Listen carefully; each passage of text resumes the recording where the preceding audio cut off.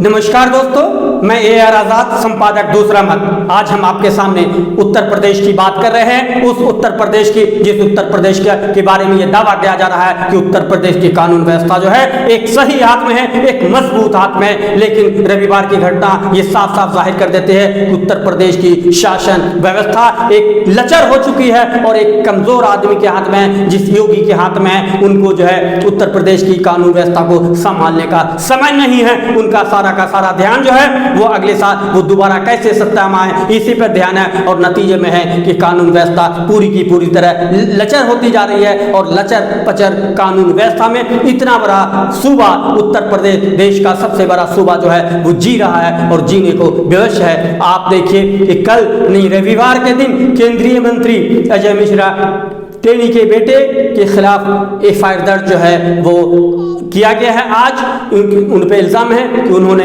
4 लोगों को अपनी कार से कुचल दिया, जिसमें 4 जो है आम आदमी मारे गए और 4 किसान मारे गए। यानी लखीमपुर खीरी में 8 लोगों की दर्दनाक मौत हुई है। और उस मौत पर जब कोई विपक्ष आवाज उठाने की कोशिश की, अखिलेश यादव जब धरने पर बैठे तो उन्हें हिरासत में ले लिया गया। प्रियंका गांधी को सीतापुर में ही हिरासत में ले गया। यानी लखीमपुर खीरी को आने की इजाजत सरकार नहीं दी, और इजाजत इसलिए नहीं दी कि वहां की जो है कुव्यवस्था जो है वो दूर तक नहीं फैले, लोग वहां जाकर सियासत न करें। इसलिए कि वहां जाना, हमदर्दी जताना भी आज सियासत है। और उत्तर प्रदेश में सियासत, संजीदगी और समझौता ये कोई मायने नहीं रखता है। किसान 10 महीने से ज्यादा से जो है वो उत्तर प्रदेश के बॉर्डर पर धरना दे रहे हैं, दिल्ली के बॉर्डर पर धरना दे रहे हैं, हरियाणा के बॉर्डर पर धरना दे रहे हैं, और देश में किसान जो है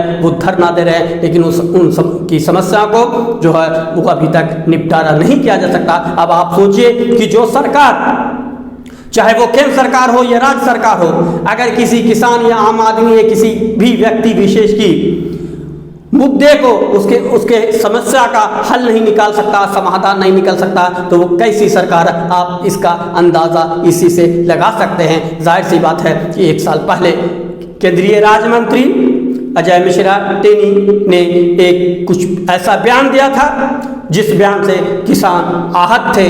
और जब लखीमपुर खीरी में डिप्टी CM केशव प्रसाद मौर्य के कार्यक्रम हो रहे थे, तो उस दौरान जो है वो किसानों ने भी अपनी नाराजगी जाहिर की और वहीं से हिंसा का एक दौर शुरू हुआ, जिसमें 8 लोगों की जान चली गई, जिसमें 4 किसान मरे और 4 जो है वो आम आदमी मरे। दरअसल आरोप है कि लखीमपुर खीरी में केंद्रीय राज्य मंत्री के बेटे ने कार से 4 लोगों को, 4 किसानों को कुचल दिया और नतीजे में ये उग्र हिंसा जो है वो सामने आई। किसान उबल पड़े, वहाँ के लोग उबल पड़े और नतीजे में खीरी लखीमपुर खीरी के जिला प्रशासन के हाथ पांव फूलने लगे और मामला उनके हाथ से निकलता चला गया। तो नतीजे में जो है वो हाईकमान के तक, योगी तक बात पहुंची और जितने भी थे आला अधिकारी सूबे के, सबको हाईलाइट पर कर दिया गया। और बात इतनी बिगड़ी कि उत्तर प्रदेश में कानून व्यवस्था की समीक्षा के लिए मुख्यमंत्री को बैठक बुलानी पड़ी। और मुख्यमंत्री की बैठक अभी भी, जिस वक्त मैं ये वीडियो अपलोड कर रहा हूँ, अभी भी जारी है, चिंता जारी है। और इसको कैसे संभाला जाए, इस पर चिंतित है लोग, जिसमें जो है कानून व्यवस्था से जुड़े हुए, चाहे DGP हो, AGP हो, लखीमपुर खीरी के SP DM हो, या और जितने भी आला अधिकारी हैं, गृह विभाग के हों, सूचना विभाग के आला अधिकारी, सारे के सारे तमाम के तमाम आला अधिकारी जो है उस बैठक में इससे निकलने की कोशिश कर रहे हैं कि कानून व्यवस्था में कहाँ चूक हुई, कहाँ ढूंढ ली और इसको कैसे निदान किया जाए। इस पर जो है वो चर्चा चल रही है और चर्चा आगे भी चलती रहेगी। लेकिन सबसे बड़ा सवाल है कि इस तरह की घटना कैसे हो जाती है, कहाँ चूक हो जाती है, जिला प्रशासन क्यों सोया रहता है, जिसकी वजह से इतनी बड़ी घटनाएं हो जाती है। जाहिर सी बात है कि अगर किसी मंत्री के बेटे किसानों को रौंद दे तो गुस्सा जाहिर है, आम आदमी को कार से रौंद दे तो गुस्सा जाहिर है। हालांकि अब जाकर जो है वो किसान पर भी मामले दर्ज किए गए हैं और केंद्रीय राज्य मंत्री के बेटे पर भी जो है एफआईआर दर्ज किया गया है। जाहिर सी बात है कि राजनेताओं का वो लखीमपुर खीरी के लिए आना लाजमी भी है, ज़रूरी भी है, आ भी रहे हैं और लेकिन उनको वह रास्ते में रोक लिया जाता है। जैसे प्रियंका गांधी को सीतापुर में हिरासत में ले लिया गया और अखिलेश यादव को वहाँ जाने नहीं दिया गया, वो धरने पे बैठ गए हैं उसके विरोध में और उनको धरने पर भी हिरासत में ले लिया गया है। जाहिर सी बात है जब इतनी बड़ी घटना हो गई है तो देश के जो राजनीति कर रहे हैं राजनीतिक दल हैं उनकी जिम्मेदारी बनती है कि जो जिनके साथ ये घटनाएं है उनके दुख दर्द को कुछ कम करने की कोशिश करें, उनको आंसू पोंछने की कोशिश करें। यही कोशिश जो है बीजेपी भी करती रही। जब भी बीजेपी विपक्ष में रही है तब जब कभी कहीं ऐसी घटना होती है तो वो लपक कर वो दौड़ कर इसको अपनी सियासत का साझेदार बनाना चाहती है, इस पर सियासत करना चाहती है और ये काम आज जो है वो सरकार में है तो विपक्ष कर रहा है। तो विपक्ष को जो है जाने से रोकने का जो है वो आखिर क्या वजह है, लेकिन ये सरकार का एक आम अपना मामला है। सरकार किसको जाने दे किसको नहीं रोकते, उसके पास पावर है, वो अपने सिर्फ नैतिकता का जो है वो तकाजा है, उस पर सरकार को भी खरी उतरना चाहिए। और जाहिर सी बात है कि जो मामला हुए हैं इस तरह से, चाहे मंत्री का बेटा हो, अगर उसने कार से इंसान को रोंदा है तो उसको कोई छूट नहीं होनी चाहिए, उसकी सजा मिलनी चाहिए और उसमें ढील नहीं देनी चाहिए। सिर्फ एफआईआर दर्ज करके छोड़ नहीं देना चाहिए बल्कि उसे कठोर कानून करना चाहिए, इसलिए कि इस तरह से इंसान को इंसान नहीं समझना।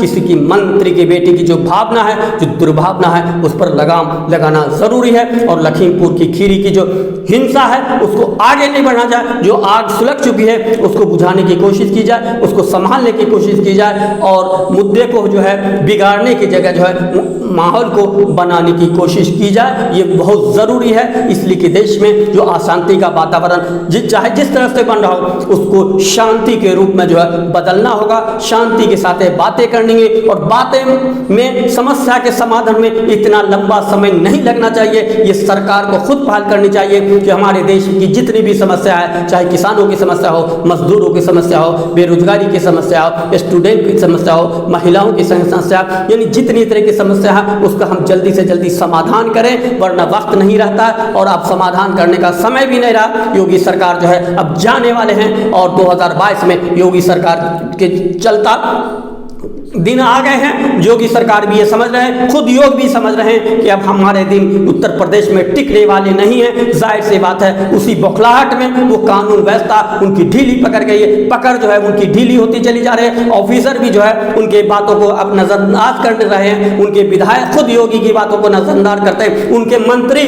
खुद योगी की बात नहीं सुन रहे और केंद्र का जो आला नेतृत्व है यानी कि प्रधानमंत्री नरेंद्र मोदी और गृह मंत्री अमित शाह खुद योगी को कौड़ी का नहीं लगाते हैं। और यही दुखड़ा जो है वो आरएसएस के सामने योगी रोते भी रहते हैं, गुनगुनाते भी रहते हैं और दुखड़ा गाते रहते हैं। और इस दुखड़े के साथ जो है उनकी सारी जो उनकी अपनी समस्या है वो है अगला चुनाव जीतना और उस अगले चुनाव को जीतने के फेर में उत्तर प्रदेश को उन्होंने जो है वो भगवान भरोसे छोड़ दिया, राम के भरोसे छोड़ दिया कि जो करे वो राम करे, वो कोई काम नहीं करेंगे। यानी योगी आदित्यनाथ काम नहीं करेंगे, जो करेंगे वो राम करेंगे। राम के नाम पे चाहते हैं कि हमारा जो है वो दूसरा कार्यकाल भी निकल पड़े, लेकिन सवाल यह है कि कुछ तो काम करना होगा। काम के बल पे ही आज जनता वोट देती है। अगर योगी इस बात को नहीं समझ रहे हैं उनको जाने से कोई नहीं रोक सकता, लेकिन अभी एक मुख्यमंत्रित्व का दायित्व होता है, उस मुख्यमंत्रित्व दायित्व को योगी को निभाना होगा। ये भागने से काम नहीं चलेगा। जो भी गुनहगार है उनको सजा देनी होगी और निष्पक्ष होकर सजा देनी होगी। ऐसा नहीं कि जो बीजेपी वाले हैं, जो मंत्री के बेटे हैं, जो उनके लोग हैं, उनको जो क्लीन चिट दे दें और जो किसान जो प्रताड़ित है उन्हीं को मुकदमा दर्ज करके उन्हीं को फंसा दें और समाज के सामने एक नजीर पेश करें कि जिसने गलती की हमने उसको सजा दी। यानी कहने का मतलब वहां न्याय नहीं, वहां दुर्भावना काम करेगा और दुर्भावना से काम अगर लेंगे योगी यानी उत्तर प्रदेश के मुख्यमंत्री तो ये उनका काम बिगड़ेगा।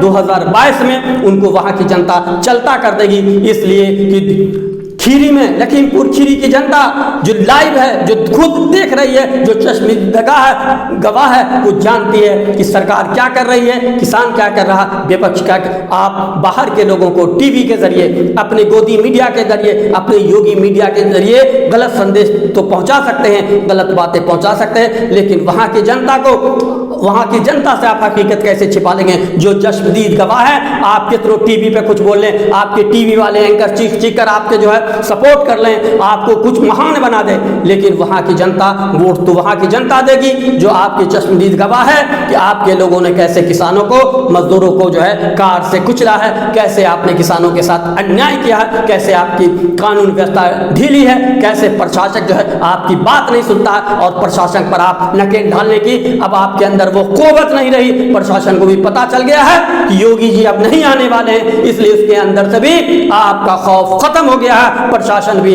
आपके हाथ से, प्रशासक आपके हाथ से निकल गया है। नतीजे में कानून व्यवस्था आपकी चरमरा गई है। उत्तर प्रदेश में कानून व्यवस्था नाम की कोई चीज नहीं है। योगी जी कानून व्यवस्था को संभालिए, लखीमपुर खीरी को संभालिए। बस इसी के साथ तो दोस्तों हम फिर किसी अगले वीडियो पर मिलेंगे और चर्चा करेंगे। तो आप इस वीडियो को पूरा देखिए और अपनी राय से हमें अवगत कराइए। नमस्कार, धन्यवाद।